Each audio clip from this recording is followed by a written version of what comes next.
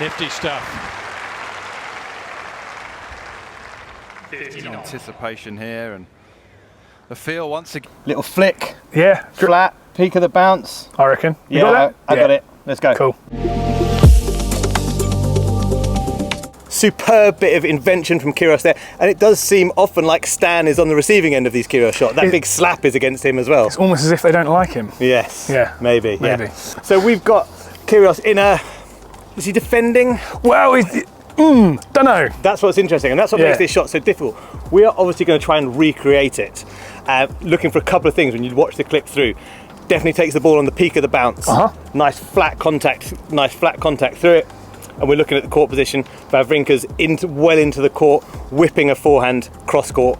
We both kind of thought that maybe Stan's first name terms again. Yeah, of course. Left maybe a little bit on it, and like maybe he just maybe that's why Kyrgios is attacking, because it was the stand shot isn't that good. Yeah, and I think also if you watch the way Kyrgios reacts to it, which is very Nick Kyrgios and in keeping with the way I like to play, sort of a lethargic approach to it. Actually, probably if it had been someone like Sinner or Alcaraz, they probably worked a lot harder, got into a position and driven through the ball, something of that ilk. But Kyrgios is a sort of amble over. Okay, he's here. Flick it back down. Yes, so we've got two jobs as usual. One is to try and recreate the shot as accurately as possible. Whilst doing that, trying to give you guys a insight into the process and then essentially the feeling and the process of performing the shot itself. So what sensation is it going to be? Looks like a steer, stroke, guide, flick. It's really hard to tell. Yeah, I think that it kind of looks like a swat the way it comes across body, like he's almost like swatting the ball back. Could be a guide, could be a flick, but that's what we're looking for. We're looking to find the sensation that gets that ball on the peak of the bounce, firing down that line past our opponent. Roger Federer was once asked about his forehand grip, and he said, which forehand? Yes. Suggesting that there are many, and I think this is part of the thing that we always try and coach, is that it's whatever works for you to get the ball down where you need it to go without it hurting you. So it looks like Kyrgios is not playing with his usual forehand grip. It looks like he's shifted around somewhere towards an Eastern, somewhere to maybe towards a continental grip, but we're going to do whatever works for us, because that's the whole point. Yes, exactly. And this shot is a really, really good example of something that you are almost certainly not going to learn. You know, you hear that all the time in commentary, don't you? Oh, you can't teach that. You can, but what they mean is it's not a shot you're going to practice a lot, because it doesn't come up very often. Yeah.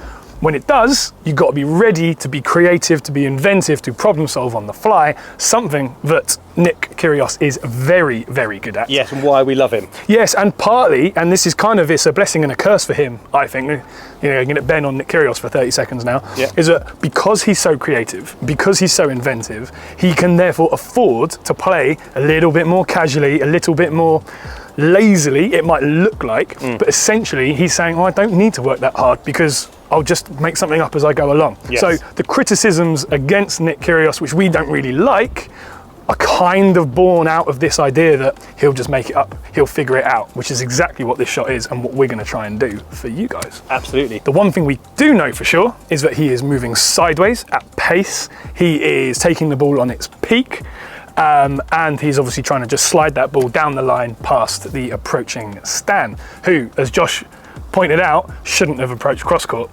Yes. You know, hindsight is 20/20, of course. Yeah. Ben and I are both going to have a go. The feed's obviously very important, so there's a pressure on both sides. We're going to have a go and see who can master this shot the quickest.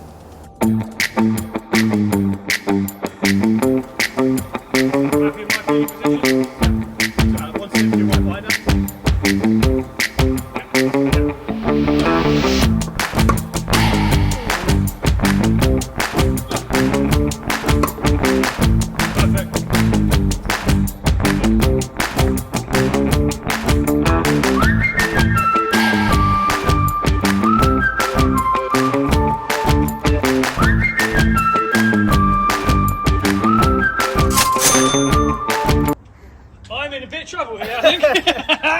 Knew it. I knew you'd just get it. What grip was it? Yeah, like. Slightly Eastern. Yeah. Slightly fair. Yeah. Oh God, I'm not confident now.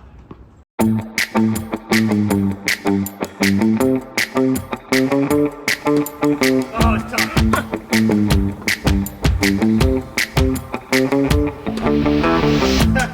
Sorry,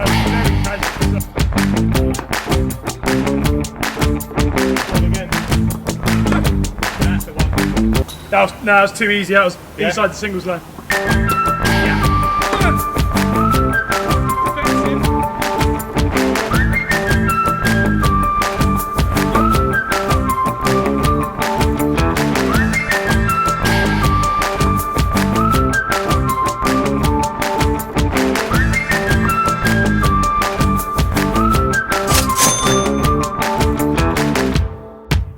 Victorious! Very good.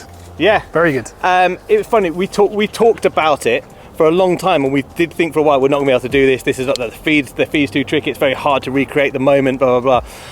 We're like, let's just plow on. Let's just do it, and it actually happened quite quickly. And probably all that talk and that thought before doing it, and then letting all that go. Like Bruce Lee says, watching that boat just sail away. Once you've got all that knowledge, you're then able to just feel it. Thank you. Very zen. Yeah. Yeah. But it does prove a point that we often try and get across to you guys, and that is the situation is so important it cannot be overlooked. So just a little peek behind the curtain. Before we attempt the shot, we do practice the feed. And it took ages, right, to get the feed right. And this is is what we're saying. If we have to work so hard to generate exactly the right feed, that's why it's not a very common shot that you're playing all the time, and why there's no point really trying to practice these over and over and over. Yeah, and with that, in terms of the context here, this is not a hard court. This is an AstroTurf court. Ball stays much lower. Ball skids through. So we had to adjust the feed. So you'll see on the feed, it's not as short as Stan's is, because on this court the ball's not going to travel that far. So there are some sort of things we had to do to adjust it so that we're in position to play that shot. Yeah, I don't think we strike the ball quite as fast as he does either. Stan or Kyrgios, to be fair. No, well, not yet. Sometimes. Not yet. Not yet. The sensation for me, it almost felt like two things at once, but it was a swat, racket coming from there, swatting through it. But it was vital that the ball was at the peak of its bounce. Yes, that was the problem, wasn't it? As soon as either of us got it a bit early or a bit late, it just drifted away and it was completely nowhere. Yeah. That was the idea. For me, I don't think it was a swat. It felt smoother to me. A swat to me is a bit sharp, more aggressive. Yeah, a bit sharp and aggressive. To me, it was more of like a steer. Yeah, I felt like I'm just going to get my racket out, flick it back, and then just steer it through. And that's the thing. If you watch Nick's shot over and over and over, you'll see that the racket actually, it's it's almost all wrist. Yeah, especially the start of the shot, which is not something you'd normally approach the ball with your racket completely perpendicular to the line of travel, which he does, that's what then creates this sort of flicky, swatty, steery sensation. But again, it's just that idea of being open to it and being welcome to it. It's saying, well, if he tried to rip that ball, unlikely to have worked. That idea of like trying to play with spin, well, the ball's flat, so that wasn't working. It's just really, really difficult. It makes the shot far more impressive. It looked impressive to start with. Yeah. Having tried to recreate it, like that was a really, really good tennis shot. Yeah. Like very difficult. Fantastic. Yeah. You're good at tennis, Nick Kyrgios. Congratulations. Yeah. He's got the PH Tennis seal of approval. Yes. Yes. and maybe he'll add that to his tattoos. The PH logo. To be fair, he's the only person who's got that. We just made that right now. So it's an exclusive club. The first. Yeah. So if you'd like us, if there are any shots that you love that you think, oh, how do they do that? Or you've heard the commentators say, oh, you can't teach that. Send it to us. We can teach it. Yep. And we will show you how it's done. We will try and recreate it as best as possible. With that in mind, 3 key points to perform the Nick Kyrgios steer swat is make sure you're catching that ball on the peak. Your racket needs to therefore stay level and come straight through, so you're looking for a flat path with a flat sensation. Joe went swat.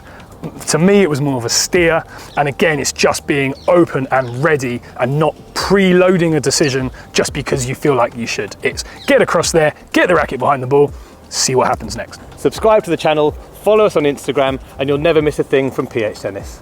Thank you for watching, and Djokovic next? Sure, splits. Bye.